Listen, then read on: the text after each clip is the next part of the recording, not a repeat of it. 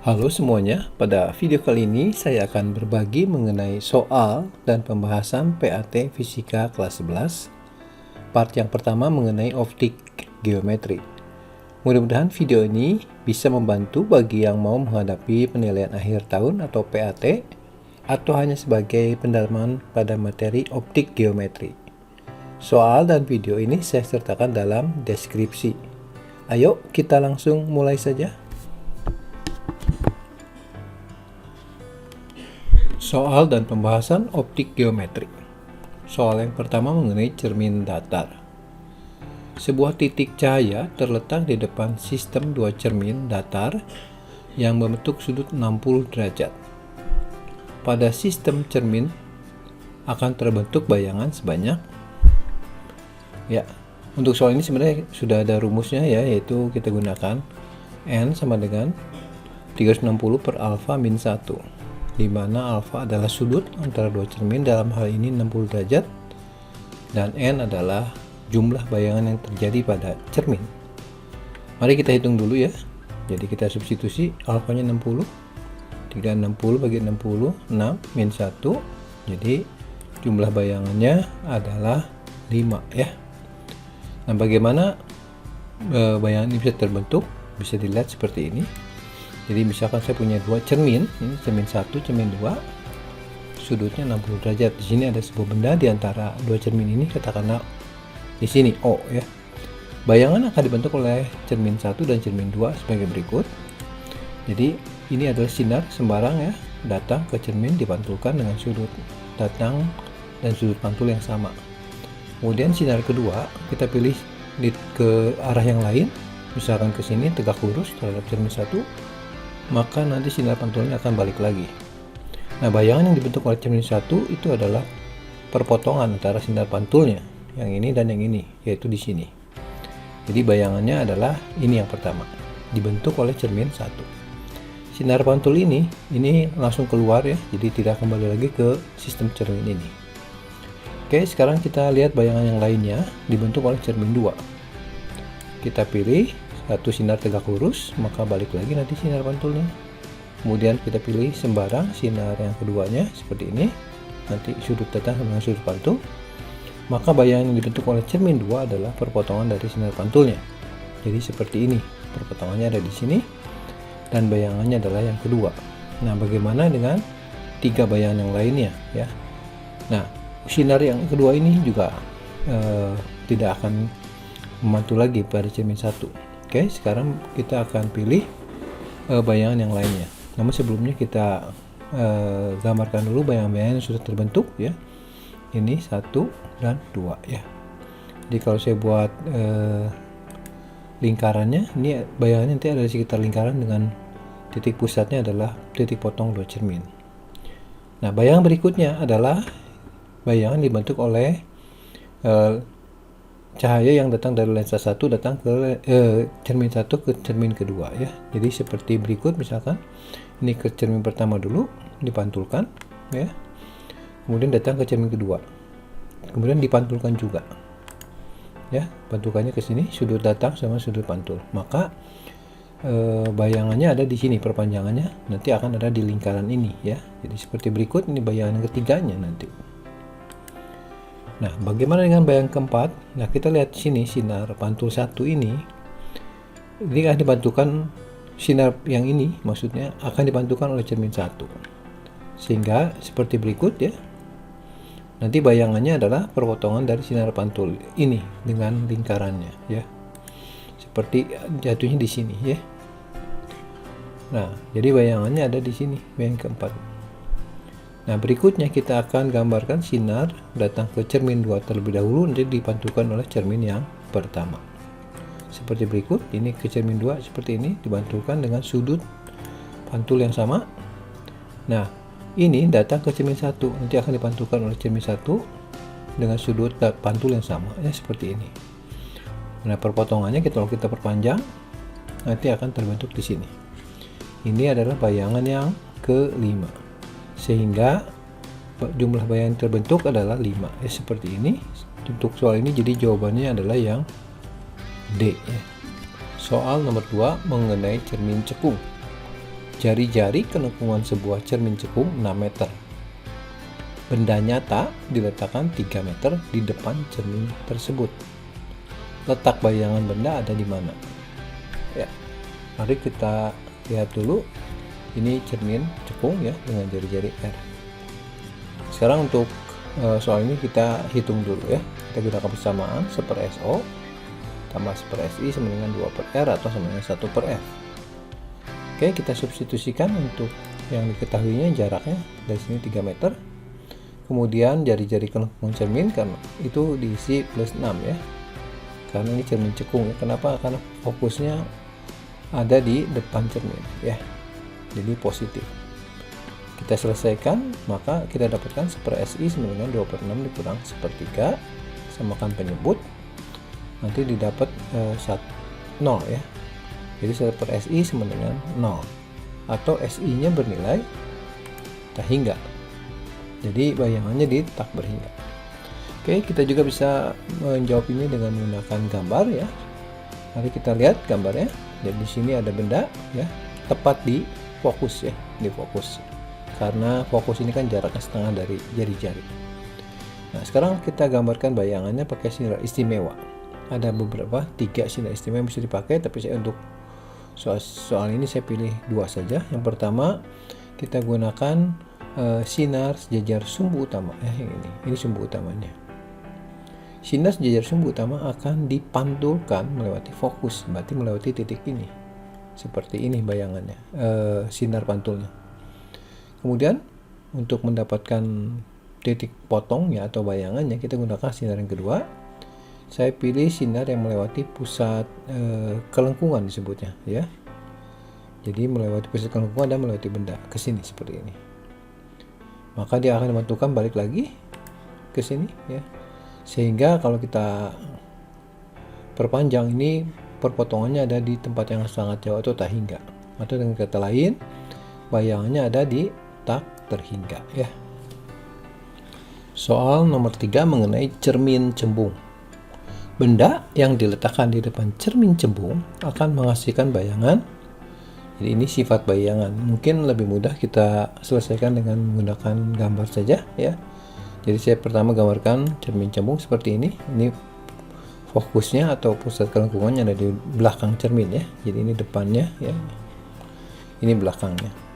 Oke, kita gambarkan ada benda di depan cermin seperti ini, objeknya. Maka bayangannya kita cari menggunakan 3 sinar istimewa ya.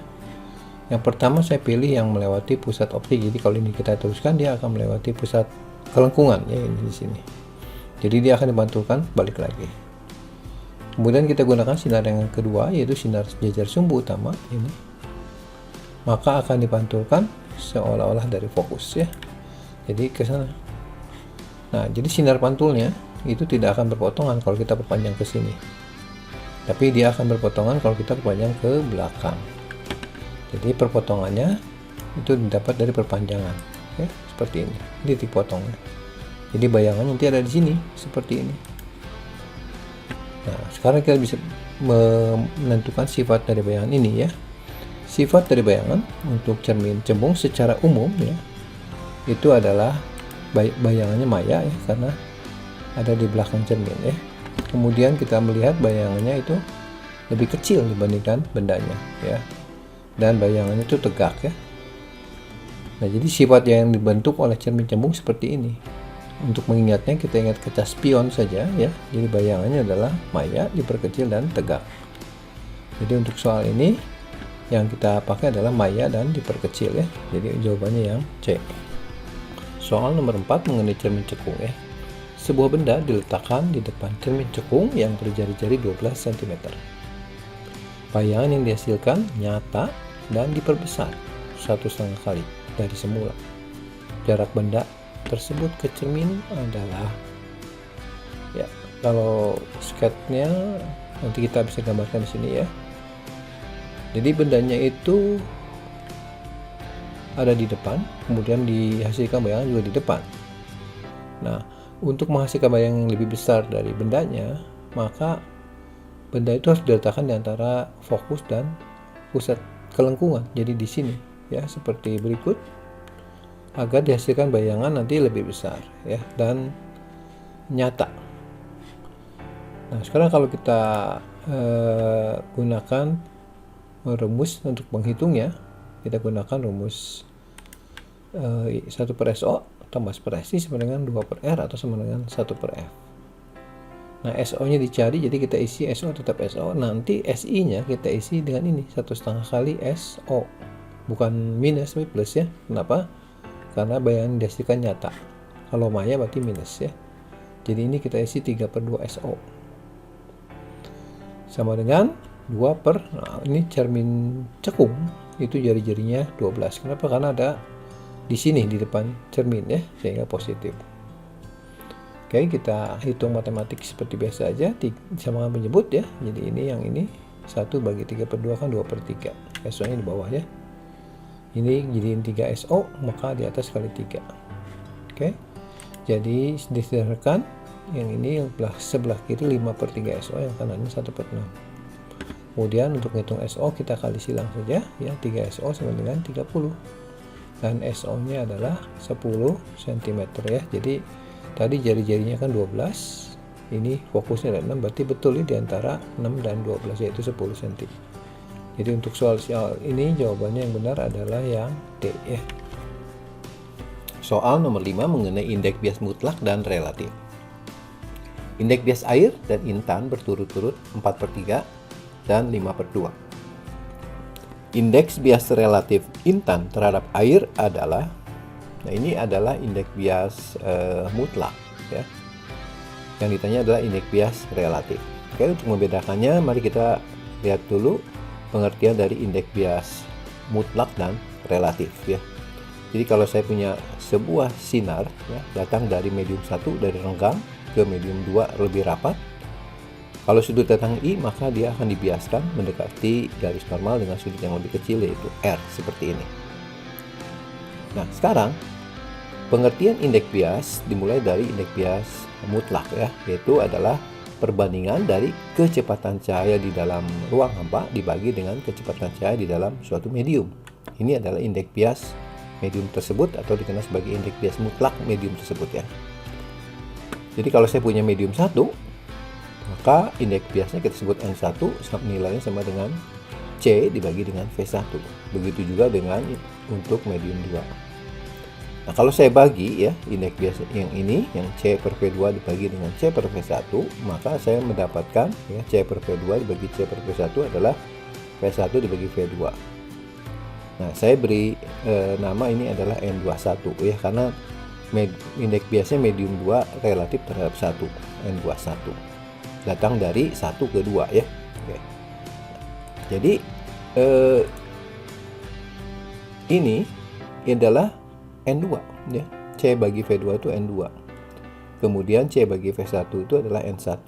Jadi N21 itu mempunyai pengertian adalah N2 dibagi dengan N1. Indeks bias medium 2 relatif terhadap medium 1. Nah, setelah ini baru kita bisa menggunakan ini dengan jelas bahwa kalau saya punya indeks bias suatu medium, ya berarti indeks bias medium tersebut dibagi dengan indeks bias udara atau vakum ya. Karena indeks bias udara itu nilainya hampir sama dengan indeks bias vakum ya. Nah, sekarang kalau saya punya indeks bias relatif intan terhadap air, ini intan terhadap air, berarti mengikuti ini adalah Ni bagi Na ya.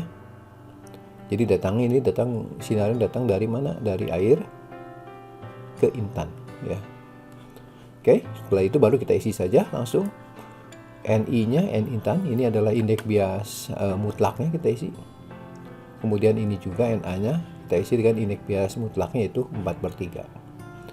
Jadi untuk ini kita gunakan perkalian ya, dari 5/2 dengan kebalikannya dari 4/3 adalah 3/4.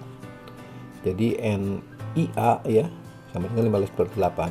Jadi untuk ini soal yang ini jawabannya adalah yang A. Jadi indeks bias relatif intan terhadap air adalah 15/8. Soal nomor 6 mengenai sudut kritis dan pemantulan sempurna. Seberkas sinar datang dari medium ke udara. Jika sudut datang lebih besar dari 45 derajat, maka sinarnya terpantul sempurna. Indeks bias medium tersebut adalah, mari kita gambarkan dulu supaya lebih jelas ya. Jadi ini ada medium, kemudian ada udara. Jadi sinar datang dari medium ke udara, berarti dari atas ke bawah ya. Ini adalah bidang batas, ini adalah sinar datangnya, maka sudut datangnya ya kita tinggal tarik garis normal, ini sudut datangnya. Nah, karena sinar datang dari mediumnya berbeda, maka sinar itu akan mengalami pembiasan ya. Tapi di sini ada sedikit keistimewaan, ternyata untuk sudutnya lebih besar dari 45, sinar itu semuanya dipantulkan. Biasanya dibiaskan dan dipantulkan, tapi di sini pemantulannya sempurna, jadi tidak ada yang dibiaskan. Dengan kata lain, sinarnya dipantulkan seperti ini. Ini terjadi ketika sudut datangnya I ini lebih besar daripada 45. Berarti sudut 45 itu adalah sudut kritisnya. Jadi kalau ini 45, maka sinar tersebut akan dibiaskan terlebih dahulu ya, seperti ini. Tapi karena sudut datangnya tertentu, kita kenal sebagai sudut kritis, maka dia sinar biasnya adalah 90 derajat ya. Jadi ini adalah sudut kritis ya, sudut sinar datang ketika sinar bias itu sedikit lagi akan dipantulkan ya. Oke, jadi untuk sudut biasnya kita isi 90 derajat ya.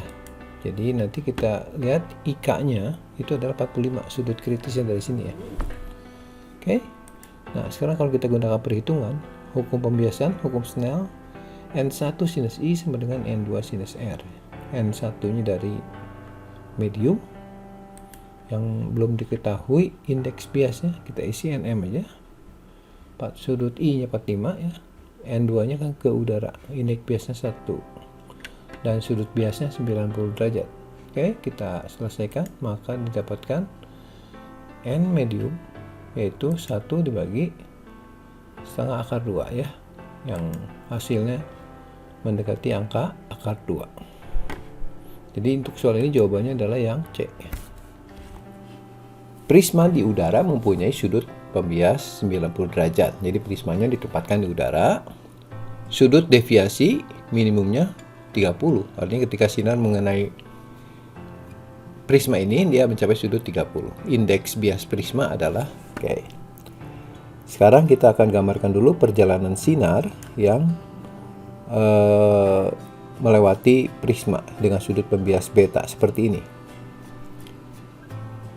Sinar datang pada suatu tempat di sini, ada satu permukaan. Dia akan mengalami pembiasan ya. Mestinya lurus, dia akan mengalami pembelokan ke arah garis normal. Jadi garis normalnya ini berarti dia akan belok ke arah sini. Kalau lurus ya ini ya. Jadi dia dibelokkan seperti ini. Sudut datangnya I1 katakanlah, maka dia akan dibiaskan dengan sudut bias R1 ya. Sudut datang dan sudut bias diukur terhadap garis normal yang hijau ini. Dia mengenai permukaan 2. Di sini sinar akan mengalami pembelokan lagi karena dia mengalami perubahan medium. Jadi kita gambar garis normalnya, kemudian kita gambar sudut datangnya I2. Mestinya lurus, tapi dia akan mengalami pembelokan dari rapat ke renggang, itu berarti menjauhi garis normal. Jadi mestinya akan lurus seperti ini, tapi dia belok ke sini dengan sudut biasnya R2. Jadi di sini sinar mengalami 2 kali pembiasan. Nah, sekarang kalau kita perhatikan berarti sinar ini akan mengalami pembiasan 2 kali dan mengalami pembelokan total seperti ini. Jadi mestinya arah sinar masuknya ini, ternyata sinar keluarnya ini. Jadi ada pembelokan sebesar delta atau deviasi ini ya. Nah, dari hubungan sudut-sudut ya, kita bisa menentukan bahwa nanti dipenuhi bahwa I1 tambah R2 minus beta itu sama dengan delta ini ya. Jadi ini tambah ini sudut, kalau saya melihatnya sudut luar dikurangi pembias sama dengan delta ya, jumlah sudut luar. Jadi kalau kita substitusikan ke sini, untuk mencapai delta minimum maka R2 nya harus mendekati sama dengan I1 ya. Jadi persamaannya bisa dirubah, ini R2 nya jadi I1 untuk mencari R2 boleh atau I1 boleh. Dalam hal ini saya akan fokus di titik ini, berarti saya akan mencari besaran 1 ini ya, baik I1 maupun nanti R1 nya. Oke, jadi saya isi 30 dari sini soal sudut deviasi minimumnya. Ini I1 tambah I1 2I1 min 90. Kemudian diselesaikan, maka dapat I1 nya sama dengan 60. Didapat dari 30 tambah 90 bagi 2 ya. Ini sudut I1 nya. Nah, bagaimana kita menentukan R1 nya supaya kita bisa menentukan indeks bias dari prisma ini menggunakan hukum Snellius ya. Kita akan cari hubungan yang lain ya antara besaran sudutnya, yaitu R1 dan I2. Jadi kalau pada keadaan normal itu beta sama dengan R1 tambah I2. Nah, pada keadaan deviasi minimum itu nilainya sama, ini R1 dengan I2. Jadi kalau saya mau fokus di titik 1, berarti I2 saya ganti dengan R1 ya. Jadi betanya kita substitusi 90, sudut pembeloknya R1 tambah R1. Jadi R1 nya dapat 45 derajat. Nah, sekarang karena sudut bias di permukaan 1 saya sudah dapat, kemudian indeks bias medium yaitu udara 1, maka kita bisa menentukan indeks bias prisma yang menggunakan hukum Snellius di titik ini ya. Oke, kita tuliskan hukum Snelliusnya sebagai berikut. N1 sinus I sama dengan N2 sinus R. N1 nya dari udara, berarti indeks biasnya kita isi 1. Sinus sudut datangnya 60 derajat. Sudut biasnya 45, dan ini indeks bias prismanya kita isi ya. Saya misalkan NP. Kemudian kita isi nilai-nilainya. Setengah akar 3 dari sinus 60, setengah akar 2 dari sinus 45. NP-nya belum tahu, dan kita hitung NP-nya berarti setengah akar 3 dibagi setengah akar 2, yaitu akar 3 bagi akar 2 ya, dikali sekawannya, dikali akar 2 per akar 2, maka kita dapatkan setengah akar 6. Nomor 8 mengenai deviasi minimum pada prisma. Sudut pembelok suatu prisma 5 derajat. Jika indeks bias prisma 1,5, maka sudut deviasi minimumnya adalah, kayak kita gambarkan dahulu pembiasan pada prisma. Gambarnya sebagai berikut ya. Ini sinar datang pada permukaan 1 sebelah kiri, sudutnya I1. Dibelokkan dengan sudut R1. Kemudian sinar datang pada permukaan kedua dengan sudut datang I2 dan dibiaskan dengan sudut bias R2. Dan sinar mengalami pembelokan. Tadinya lurus seperti ini, ternyata jadi belok seperti ini. Jadi sudut penyimpangannya kita sebut sebagai sudut delta. Nah, dari hubungan trigonometri bisa kita melihat bahwa delta itu adalah I1 tambah R2 dikurangi dengan beta ya. Kemudian delta minimum itu bisa terjadi ketika nilai I1 dengan R2 nya adalah sama, sehingga kita substitusi R2 nya I1. Atau bisa kita sederhanakan, jadi delta minimum adalah I1 tambah I1 min beta, dan I1 nya adalah delta minimum tambah beta bagi 2. Nah, berikutnya nilai beta atau sudut pembias ini sama dengan R1 tambah I2 ya. Tapi untuk mencapai nilai minimum maka haruskan bahwa R1 nya sama dengan I2, sehingga R1 nya sama dengan beta per 2. Dan kita substitusikan ke titik ini hukum Snellius untuk pembiasan sebagai berikut ya. N1 sinus I sama dengan N2 sinus R. Jadi N1 nya adalah N medium di mana prisma ini berada ya, dikali dengan sinus ini I nya dari sini. Kemudian N2 nya adalah indeks bias prisma, dan R nya adalah sudut bias dari sini ya. Kalau sudutnya kecil seperti prisma ini punya sudut pembias 5 derajat, maka nilai sinus akan sama dengan sudutnya.